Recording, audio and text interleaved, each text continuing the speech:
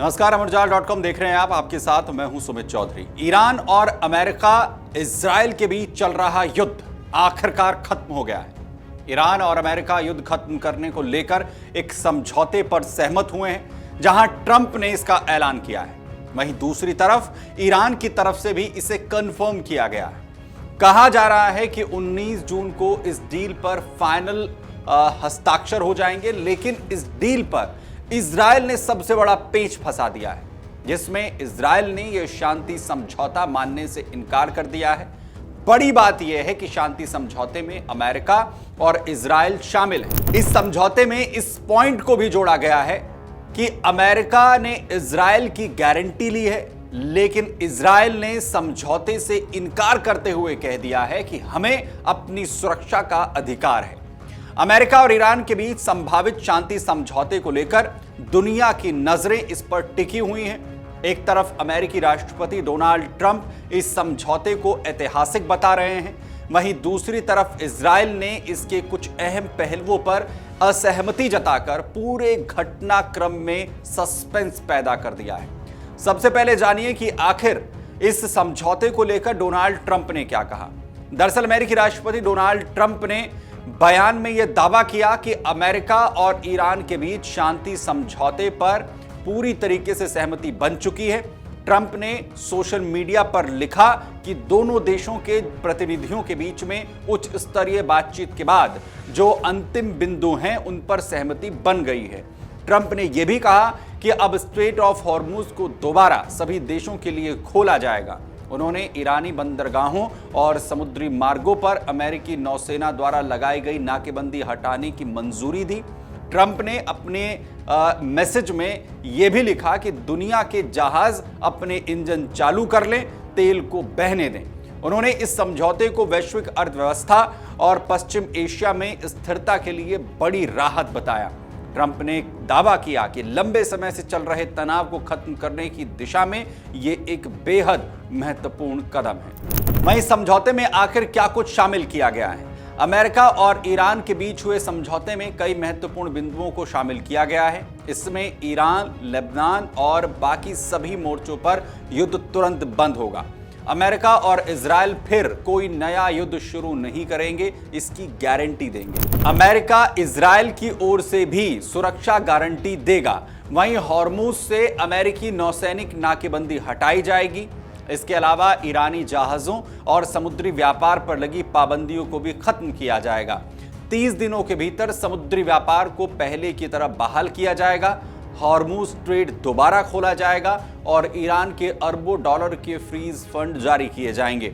उधर शुरुआती चरण में फ्रीज फंड का आधा हिस्सा जारी होगा। ईरान पर लगे प्रतिबंधों को हटाने की प्रक्रिया भी शुरू होगी।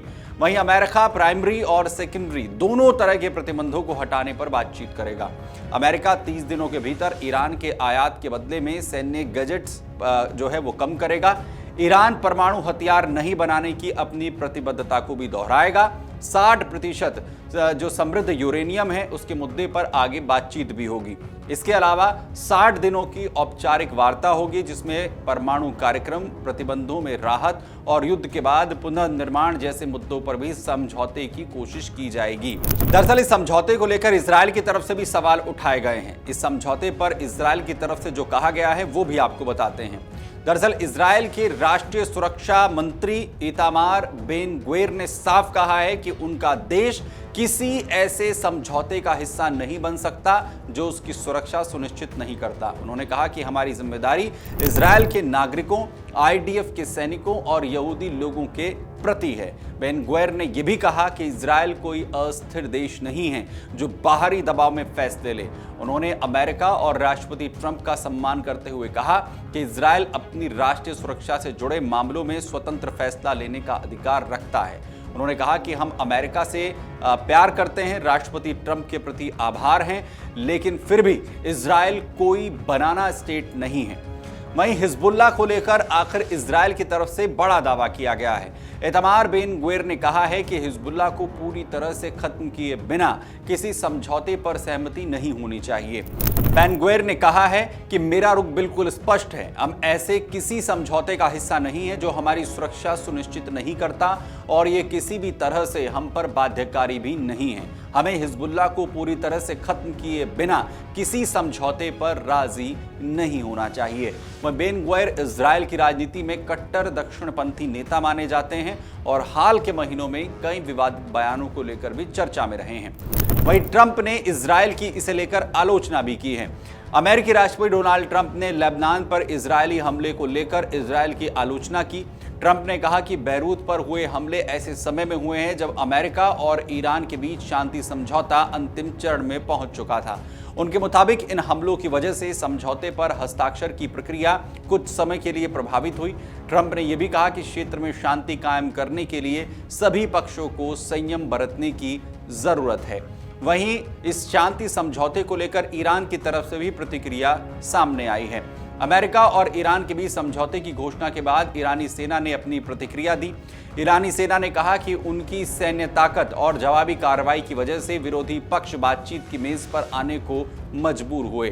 सरकारी समाचार एजेंसी की तरफ से यह दावा किया गया ईरान की कि जनता और सुरक्षा बलों के दृढ़ रुख ने दुश्मनों को झुकने पर मजबूर कर दिया।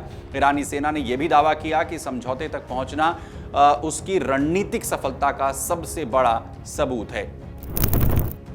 हालांकि ईरान में इसे लेकर कुछ आवाज भी उठती हुई नजर आ रही है। ईरान के भीतर इस समझौते को लेकर कुछ लोगों में नाराजगी बताई जा रही है। अमेरिका के साथ संभावित समझौते के विरोध में कुछ जगहों पर प्रदर्शन भी हुए हैं। कट्टरपंथी गुटों, रूढ़िवादी नेताओं और सरकारी मीडिया के कुछ वर्गों का कहना है कि यह समझौता ईरान के लिए झुकने जैसा कदम साबित हो सकता है। विरोध करने वालों का कहना है कि युद्ध के दौरान जो रणनीतिक बढ़त हासिल हुई है, ये समझौता उसे कमजोर कर सकता है। वहीं भारत की तरफ से क्या कहा गया है? प्रधानमंत्री नरेंद्र मोदी ने अमेरिका और ईरान के बीच संघर्ष खत्म करने को लेकर बनी सहमति का स्वागत किया है। उन्होंने सोशल मीडिया एक्स पर लिखा कि पश्चिम एशिया में संघर्ष समाप्त करने के लिए दोनों देशों के बीच बनी सहमति का हम स्वागत करते हैं। प्रधानमंत्री मोदी ने कहा कि इस संघर्ष के कारण दुनिया भर में आर्थिक चुनौतियां पैदा हुई और कई देशों के लोग प्रभावित हुए। प्रधानमंत्री ने उम्मीद जताई कि इस सहमति के बाद जो क्षेत्र है उसमें शांति और स्थिरता बहाल होगी। उन्होंने कहा कि समुद्री मार्गों और अंतर्राष्ट्रीय व्यापार की आज़ादी सुनिश्चित होना पूरी दुनिया के हित में है। मोदी ने यह भी कहा कि बाकी बचे मुद्दों पर होने वाली बातचीत एक टिकाऊ और अंतिम समझौते का रास्ता तैयार करेगी। वहीं पाकिस्तान ने इसमें क्या कहा है? पाकिस्तान के प्रधानमंत्री शहबाज शरीफ ने इस समझौते का स्वागत किया। शहबाज की तरफ से कहा गया कि दोनों देश 19 जून को स्विट्जरलैंड के जिनेवा में पीस डील पर हस्ताक्षर कर सकते हैं और अगर ऐसा होता है तो करीब 47 साल के बाद तेहरान और वॉशिंगटन के बीच किसी उच्च स्तरीय बैठक का रास्ता खुल जाएगा। शहबाज शरीफ ने दावा किया कि युद्ध विराम और समझौते की जानकारी सबसे पहले पाकिस्तान की ओर से साझा की गई थी। उन्होंने कहा कि लेबनान समेत सभी मोर्चों पर सैन्य कार्रवाई रोकने को लेकर सहमति बनी है। ट्रंप ने पाकिस्तान की मध्यस्थता की सराहना की और कहा कि शहबाज शरीफ की भूमिका बातचीत को आगे बढ़ाने में महत्वपूर्ण रही है। उनके मुताबिक यह समझौता केवल युद्ध रुकने तक सीमित नहीं है, बल्कि आगे परमाणु कार्यक्रम, प्रतिबंधों में राहत और क्षेत्रीय सुरक्षा जैसे मुद्दों पर बातचीत का आधार भी बनेगा।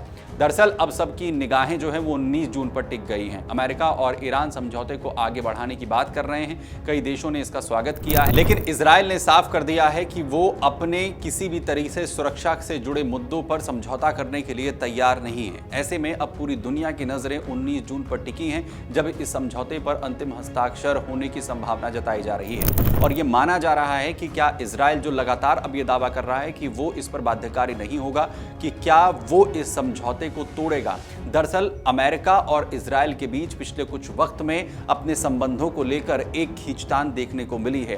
हाल ही में डोनाल्ड ट्रंप की तरफ से खुद इजराइल के प्रधानमंत्री बेंजामिन नेतन्याहू को लेकर गंभीर सवाल उठाए गए थे। यहां तक कहा गया कि दोनों नेताओं के बीच में बातचीत के दौरान डोनाल्ड ट्रंप बेहद नाराज हुए थे। लेबनान पर जो इजराइल की तरफ से हमला किया गया था उसे लेकर भी डोनाल्ड ट्रंप ने अपनी नाराजगी जताई थी। वहीं अब इजराइल एक बार फिर से अमेरिका और ईरान के समझौते पर सवाल उठाता हुआ नजर आ रहा है और यहां तक दावा किया जा रहा है कि इजराइल इस समझौते को नहीं मानेगा। साथ ही वो अमेरिका के साथ अपने हितों की बात जरूर स्वीकार कर रहा है, लेकिन वो ये कहता हुआ दिख रहा है कि क्षेत्र के अंदर सुरक्षा को लेकर उसके पास अपनी सुरक्षा करने के लिए पूरा अधिकार होना चाहिए और उसमें किसी भी तरह से उसे मजबूर नहीं किया जा सकता है। अब देखना यह है कि क्या इजराइल इस समझौते को मानता है या फिर नहीं। अगर आप ये वीडियो YouTube पर देख रहे हैं तो हमारे चैनल को सब्सक्राइब कर बेल आइकन दबाएं और Facebook पर देख रहे हैं तो हमारे पेज को लाइक करें।